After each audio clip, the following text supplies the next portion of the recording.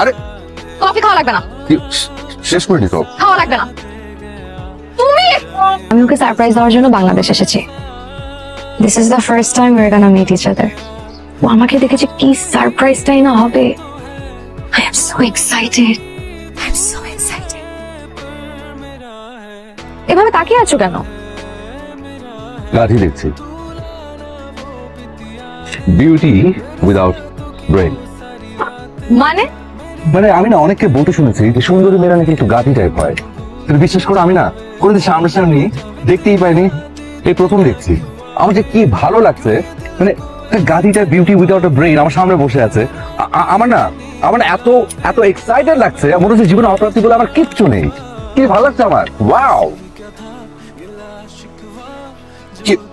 আরে কফি খাওয়া লাগবে না। শেষ করিনি তো? খাওয়া লাগবে না।